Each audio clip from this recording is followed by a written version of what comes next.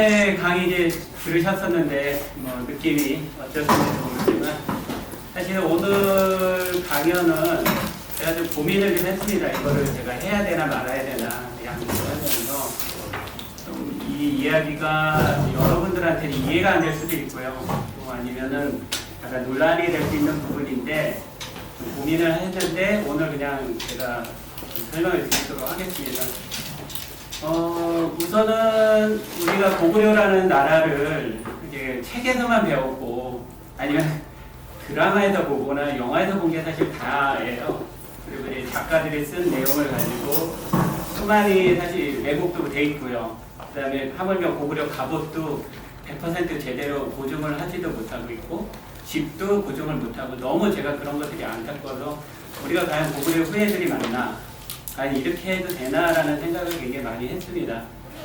저는 역사학자도 아니고요. 뭐 그렇다고 뭐 그런 뭐 이거하고는 전혀 관계없는데 그냥 역사 매니아고 다양한 일을 해왔습니다. 그리고 이제 주로 지금 하고 있는 거는 기획 쪽 일을 하고 있기 때문에 기획이라는 일이 사업 계획서를 만들고 하려면 모든 경우의 수를 다 보거든요. 그래서 다양한 속에서 이 어떤 컨셉을 뽑아내는 일들을 오래 하다 보니까 그 관점에서 역사를 보면서 좀 제가 굉장히 많은 내용들을 뽑아냈고 그래서 지금 그런 내용을 가지고 한번 설명을 드리고 제가 이제 촬영을 하시는 부분은 좋은데 중요한 건 이 촬영에 대한 콘텐츠 이 부분은 우리 연구소라는 부분 꼭 명심해 주시고요. 제가 이제 좀 여러분들이 여태껏 듣지 못했던 고구려 이야기를 한번 해보도록 하겠습니다. 이렇게 또 하여간 또 자리를 많이 마련해 주시고 이렇게 해주신 분들한테 다시 한번 진심으로 감사드리고 또 오늘 이렇게 먼 길을 또 오셔가지고 여기 또 오신 모든 분들한테 다시 한번 또 감사드립니다. 자, 제가 넓은 관점인데 원래 이제 2강, 3강을 좀 합쳤습니다. 그래서 넓고 깊은 그 내용을 한번 보고 관점을 했고요. 지금 이렇게 옛날 강의라든지 2강과 3강을 합쳤습니다. 강의 컨셉은 여기는 양주에 좀 많이 맞췄습니다. 양주시하고 고구려, 유라시아 이런 걸 보고 지난번에 잠깐 설명드린 것처럼 나와 있는 기록보다는 언어, 풍습, 유물을 비교를 하는 쪽에서 봤고요. 그리고 좀 더 우리는 고구려인이 돼보자. 지금 현재 대한민국 사람이 아닌 우리가 1500년, 2000년으로 거슬러 올라간 고구려 사람이 한번 돼보자 보고 우리에 있는 한반도의 관점이 아니고 북방 유라시아 관점에서 한번 고구려를 보자. 그리고 이제 시대적 관점과 지금 융복합을 했습니다. 새로운 해석을 해보자라고 해서 나온 거고요. 지난번에 설명했던 부분입니다. 역시 이제 저자의 관점이라든가 시대적 배경, 수준, 자연 환경. 특히 이 자연 환경이라는 게 수많은 역사를 새롭게 썼습니다. 그 내용을 잘 몰라요. 그냥 이게 보면 기후변화라는 거 있죠. 이 오랜 기간 동안에 지금도 있었는 것처럼 예전에도 기후변화가 있었고 그런 급격한 기후변화로 인해서 수많은 부족이 이동을 하게 됐고 그 이동이 새롭게 역사를 쓴 게 굉장히 많습니다. 그래서 우리는 그 시대를 한번 돌아가 보자는 거고요. 그래서 다양한 관점에서 보고 제가 알고 있는 정보 내에서 해석을 한 겁니다. 더 다른 정보가 있을 때도 다르게 해석이 될 거니까 이 모든 오늘 발표하는 것은 제 주관적인 해석으로 보시고 이해해 주시면 되고요. 논쟁이 되는 부분에 대해서는 좀 더 개별적으로 연구하셔도 될 것 같습니다. 어쨌든 저는 제 나름대로 있는 정보와 구성을 가지고 이 내용을 해석을 했습니다. 지난번에 이제 이 책들 다 이렇게 참조를 했고요. 그 책자, 제가 참 감사한 게 뭐냐면, 지금 제가 발표하는 이 내용도 이런 책들이었었으면은, 알지 못했던 것들이에요. 다 나름대로 이 사람들이 5년, 10년, 20년 연구해서 나온 내용들이고, 제가 있는 부분들은 이 분들의 내용 중에서, 이게 다 연결이 되는 부분을 가지고 새롭게 각색을 했다고 보시면 됩니다. 자, 넓은 관점에서 한번 들여다봅시다. 고구려에 대해서. 우선 제일 중요한 게 문화와 종교입니다. 고구려 시대의 종교가 뭐였을까요? 혹시 아시는 분 계십니까? 고구려 때 종교? 제가 커피 거 소품이 좀 있는데 맞추시는 분들한테 이게 좀 하나씩 선물을 해드리도록 하겠습니다. 이게 한 대가 다 준 건데 이게 나가본 주라 그래가지고 이런 것도 있고요. USB도 있고 뭐 여러 가지 이런 거 좀 준비했으니까 그래도 관심 있는 종교가 뭐였을 것 같습니다. 토테미즘. 예? 토테미즘. 아 토테미즘 네 맞습니다. 토테미즘도 포함되어 있고요. 애니미즘도 당연히 샤머니즘. 예, 그거를 합친 게 좀 샤머니즘 맞습니다. 어떤 걸로 드릴까요, 이거는? 네, 예쁜 걸로 주세요. 네. 다른 쪽에서 샤머니즘을 쓰네. 네. 네, 샤머니즘이고 그거를 조금 넓게 봐서 저는 이제 탱크리즘이라고 하고요. 불교는 소수리 왕 때 고구려 중기 정도에 들어왔고 들어왔어도 바로 종교가 퍼지지는 않아요. 과거에 이런 부분일 때 바로 샤머니즘 문화가 있었고 사실 종교라기보다도 그 시대의 문화입니다. 그래서 이제 이런 불교 이전에 고구려의 토착 종교, 토착 문화라고 봐야 돼요. 그게 그냥 단순히 고구려 시대 때 생긴 것도 아니고 그 이전에 우리가 있는 고조선 때부터 있었던 부분입니다. 근데 이게 굉장히 전반에 걸쳐서 상당히 많은 문화적 영향을 끼쳤더라고요. 자, 여기 보면은 구당서 번 199의 동의열전의 고려. 지난번에 제가 설명드렸죠? 고려가 여기서 고구려라고. 예, 고구려에 대해서 빨간 줄에 그 풍속에 음사가 많으니 영성의 신과 해의 신, 그리고 가한신, 기자신을 모셨다고 합니다. 샤머니즘인데 왜 굉장히 많죠? 가한신은 뭐냐면 주몽이에요. 동명. 그러니까 옛날 조상을 섬기는 부분이고요. 영성은 성이 들어가죠. 별입니다. 그리고 해. 우리 삼조고 해를 많이 하죠. 고구려는 해를 중요시 여겼던 것 같고요. 그 다음에 별을 중요시 여긴 것 같고요. 그 다음에 조상신. 여기 기자신이라고 그랬는데 이게 이 중국인의 해석이고 기자조선 이전에 장군조선이 있었죠. 아마 그게 아닐까라는 생각을 하는데 이거는 잘 모르겠습니다. 하여간 이러한 지금 신을 모셨고 우리가 알고 있는 불교라 이런 것들이 들어온 이 전의 문화입니다. 근데 이 샤머니즘이 우리만 있는 게 아니라 유라시아에 굉장히 많이 있습니다. 멀리 터키, 카자흐스탄, 그 다음에 시베리아 저쪽에 모두 있고요. 몽골서부터 일본, 우리나라 동일합니다. 그리고 여기 보면은 탱그리즘이라고도 이제 표현을 하는데요. 뭐라고 했냐면 이게 터키인이 알려준 겁니다. 하늘을 믿고 자연을 지키며 좋은 사람이 되고 인생을 사는 토속 신앙입니다. 그냥 누구를 믿는 신앙은 아니고요. 인간이 어떻게 이제 뭐 어떤 지금이 있는 것처럼 무슨 종교에 있어서 뭐 하나님을 인격 신을 믿는 게 아니라 자연신 그런 부분이. 그래서 우리는 이제 탱그릭에서 당군이 영감이 있다. 또 누구는 아니다. 뭐 이렇게 있는데 당골레라고 하는 부분이 있고요. 터키는 탕리라고 합니다. 몽골도 탱리, 고대 투르크에서 지금 중앙아시아는 탱글이라고 합니다.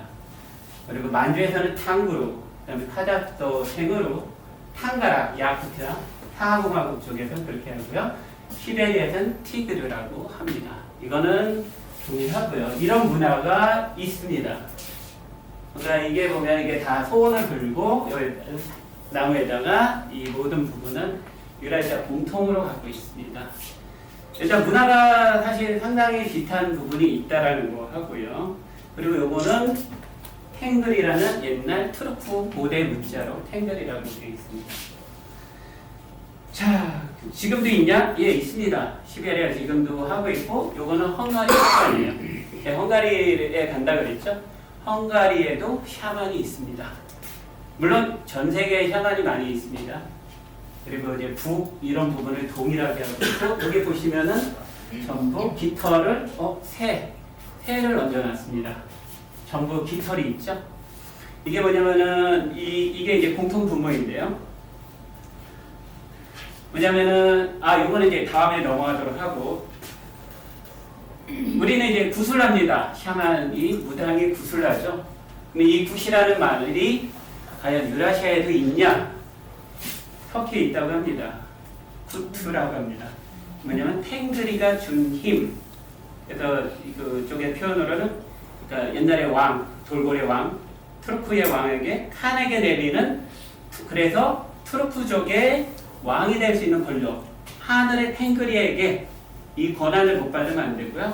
제가 아제르바이잔 물어봤더니 휘세라고 해서 옛날, 지금은 쓰진 않지만 옛날 휘세가 뭐냐, 소원을 빈다, 원한다. 우리 굿 왜 하죠? 소원을 빌려 하죠. 네, 있습니다. 멀리 아제르바이잔까지. 이런 공통의 문화가 있다라는 거. 근데 제가 문헌을 찾아보니까 굉장히 유라시아에 많이 있습니다. 그러니까 투르크멘, 카리칼파, 이거 되게 이게 전부 러시아 안에 있는 자치공화국들이고요. 크르그스, 키르기스탄이고요. 전부 같은 음가를 갖는 쥐세, 푸스. 이거는 러시아 말이지만 퀴에라는 이런 부분. 굿이라는 부분이 이렇게 유라시아에 많이 퍼져 있습니다. 오래 가죠. 그리고 기록에도 남아 있어요. 흉노에 대한 부분에 대해서 보면은 행리, 기련, 통경납, 등경리, 등걸리, 행가리. 근데 이거를 현재 중국어로 하면 쟁결리, 행겔리. 근데 이게 다 다르다고 다른 글자인가요? 아니라 그랬죠? 제가 지난번 강의에 음차 문자라고 했습니다. 음차 문자로 하고 중요한 거는 국외음화가 옛날에는 없었습니다. 우리 평양도 사투리도 그러죠? 디귿자로 하지 지읒자가 없습니다. 그래 띠우 하는 거죠. 띠가 들어가죠. 그래서 그런 부분에서 전부 생각하시면 될 것 같습니다. 당리. 그래서 그 문헌을 좀 더 찾아서 후한서에 나오는 거에 보면은 흉노는 하늘을 탱리라고 했다. 그리고 뭐 쭉 있고 여기 보면 원나라 몽골이죠. 몽골도 하늘을 통경납. 이거는 발음이 중요하죠. 탱글입니다. 그래서 우리는 하늘의 탱글이가 있고 이게 지상의 탱글이가 있고요. 이쪽 지나면 하늘의 탱글이가 있습니다. 그래서 하늘의 권한을 이임받은 사람을 지상의 탱글이라고 하죠. 이게 전부 있는 기록입니다. 우리나라에도 있더라고요. 이 호남 쪽에 보면 단골레 또는 단골레 이게 같은 음가가 아닐까라고 하는데 뭐 아니라고 하는 사람은 잘 모르겠습니다. 근데 우리 단골집에 간다 하는 부분이 여기서 나왔죠. 단골. 왜냐면 우리가 무속신앙이 있어서 아예 대놓고 가기 때문에 거기서 나온 게 바로 단골입니다. 우리 단골집. 예, 정말 많이 갔나 봐요. 아예 대놓고 그죠? 좀만 예, 정말 우리 무속신앙은 아무리 불교가 들어오고 뭐가 들어오고 해도 뗄래야 뗄 수 없는 우리 고유의 유라시아 고유의 신앙 같습니다. 문화죠. 자, 그러면 여기서 과연 그 샤머니즘이 얼만큼 우리의 삶에 영향을 지대하게 미쳤는가 이 부분을 좀 해석해야 되는데요. 고대의 모자의 상징은 과연 뭐냐라고 하면은 하늘의 고리. 그러니까 자, 지금으로부터 2000년이나 3000년 전으로 한번 돌아가 봅시다. 그 시대에는 종교가 없었어요. 그래서 우리가 쳐다보는 하늘, 우리가 날지 못하지 않습니까? 그 하늘이 바로 이 인간들, 그 시대 인간들은 거기에 천상에 하늘님이 사는구나 라고 했고 그 중에서 새, 날아가는 새는 뭐예요? 그 새는 메신저죠. 예, 그래서 하늘과 지상을 연결해주는 메신저로 굉장히 신성히 여겼고요. 하늘에는 가장 빛나는 태양을 옛날에는 신으로 많이 형상을 했습니다. 왜? 태양이 떠야지만 인간이 먹고 살 수 있기 때문에. 그리고 그거를 그 아들은 불, 그거에 대한 등가가 있어요. 과연 이게 얼마만큼 영향을 미쳤을까라고 제가 보니까요. 바로 모자로 형상이 되더라고요. 이게 지금 뭐 아메리카 인디아, 맥시터리 이런 거를 썼냐 자새의 의미라고 봅니다. 이런 것들. 지금도 시베리아 샤만도 죽은 새를 쓰고 있고요. 다 깃털을 하고 있는 거, 까마귀 그대로가 있죠. 아메리칸 인디안. 왜냐면 샤머니즘이 이 북미 아메리칸, 네이티브 아메리칸까지 쭉 퍼져 있는 하나의 문화죠. 이런 부분이 있는데 과연 이게 그것만 남아 있는가라고 봤는데요. 이제 왕관이 좀 보이시나요? 고구려 왕관입니다. 신라 왕관, 이건 돌골 왕, 돌골 칼의 왕관. 새 모양이 있죠? 큐티글입니다. 여기 왕관에 이 사람은 하늘의 굿 탱그리가 인정한 사람. 그래서 왕관을 또는 불, 이 불이 불타는 느낌이 확 나죠. 전부 이게 그대로 근간을 썼지만 어때요? 신의 권위, 하늘의 권위를 받은 사람은 이걸 받은 게 아닐까라고 생각을 하는 겁니다. 근데 이게 고구려 때 이게 지금 그 무덤에서 다 발견했는데 이게 좀 보이시나요? 불 붙고 있죠? 이 은간입니다. 금동간. 이게 새이면서 날개를 닿는데 이게 반짝반짝하는 게 바로 빛을 상징을 하는 거죠. 전부 새의 형상을 하고 있다라고 보입니다. 네, 이게 고구려 이 모자만 그러나 여기 보면 특이하게 생긴 고구려 모자들이 왜 깃털을 달았을까요? 네, 하늘에 우리는 천선이라고 많이 그랬죠. 네, 깃털 그리고 불이 화려하게 타고 있습니다. 아, 그래서 우리는 천선이라 아니면 새의 날개. 이렇게 보이더라고요. 제 눈에는 그렇습니다. 그러면 고구려만 그러냐? 보니까 백제도 그래요. 백제 왕관에 있는 불.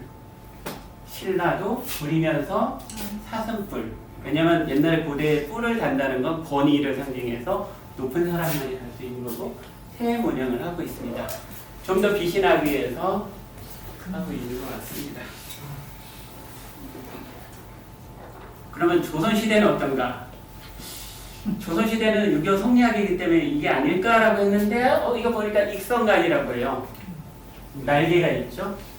대신들도 우리나라는 이 모자를 참 지금은 안 쓰지만 조선시대 때까지만 갓이라 그래가지고 요새 이제 서양에서 그게 이름이 갓? 뭐 신이야? 하느님? 그런데 꼭 모자를 썼습니다. 양반들은 외출할 때 무조건 모자를 써야지 안 쓰면 이거는 상놈이라 할 정도로 있죠. 가만히 보면 이것도 새 모양을 하고 있더라라고 저는 보입니다. 그럼 고구려 시대 때 모자를 한번 봤어요. 이제 보이십니까? 이게 모든 벽화에 나와 있는 모자들이에요. 전부 보니까 깃털, 깃털 또는 새, 요거는 불꽃. 전부 신선도 나오는 거. 아예 이런 것도 있네요. 그죠? 불꽃을 아예 이렇게 붙여버리고 깃털 2개 달았죠. 네, 천선인 것 같습니다. 이런 부분에 그리고 태양 모양, 해를 형상하는 게 있지 않을까 등등등이 보였고, 근데 고구려가 망했으니까 이 모자가 다 사라진 줄 알았어요. 저는 이런 걸 보고 이거 하나 조선시대 간 모양이 하나 나오는데 제가 유라시아를 가만히 보니까 이분들의 전통 모자 속에서 고구려인들의 모자를 다 같이 한 70% 정도를 찾았습니다. 지금 현재 민속 복장에서 저도 깜짝 놀랐어요. 이거 보이시나요? 튜바 사람이요. 브리아트 옆에 튜바, 러시아 내 튜바 쪽에 보면 요 형상 보이십니까? 불꽃? 네, 튜바 사람 제가 직접 찍은 거고요. 나와 있는 거. 이거 보면 신선도, 고구려 신선도에 있는 모양. 이게 뭔지 아십니까? 꽃갈 모자인데 이렇게 보면 불꽃같이 생겼죠. 이런 키르기스탄 이런 쪽에 있는 사람들의 모자들을 보면서 이런 것들을 쓰고 있나 보다. 제가 또 벽화에서 일일이 찾아봤습니다. 그래서 이게 뭐예요? 하늘에서 직혈이지만 또 불꽃을 형성하기도 하고요. 네, 이런 부분들 투르크멘 사람들. 물론 변화는 있었을 겁니다. 다만 어떤 규칙이 보인다는 거죠. 그런 규칙들이 다 보였고, 요게 이제 신선도에 나오는 것들. 이렇게 길쭉해서 이런 것들. 여기 보시면은 여기 있더라고요. 제가 이거 찾느냐고 너무 힘들었어요. 이 벽화 속에 이 그림 찾으려고 보니까 여기 있더라고요. 그래서 제가 이런 부분들을 쭉 찾으면서 고구려가 망한 게 아니라 단지 유라시아로 흩어진 게 아닐까라는 생각을 하게 된 겁니다. 왜? 문화라는 건 그 즉시 사라지지는 않는 것 같아요. 지금 이런 부분들 전부 우리 수렵대에서 봤던 이런 트루프 병사들입니다. 깃털 2개 뽑고 있습니다. 그런 부분들을 좀 많이 찾았고, 그럼 과연 모자만 있었냐라고 했는데 저는 그 옷도 새롭게 해석을 합니다. 뭐인 것 같습니까? 이게 왕들이 있거나 왕비가 있는데 양반들이 있거나 하는데 왜 이게 불편하게 깃을 엄청나게 넓게 해요? 이거 왜 그럴까? 이런 부분. 우리는 하늘을 날고 싶지 않은 천선의라는 부분에서 날개와 이 몸통을 만든 게 아닐까? 라는 해석을 한번 해보게 됩니다. 의상에도 그러면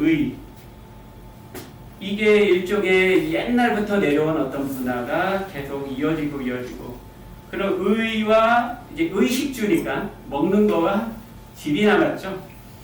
그래서 제가 이제 집을 우리 한옥 되게 있을 때 보면은 왜 옛날 처마에 이거를 달았을까요? 예. 제가 봤을 땐 이게 꼭 이렇게 처마를 두는 게 새 날개를 폈을 때 모양 같다라는 생각을 합니다. 이게 까마귀인데요.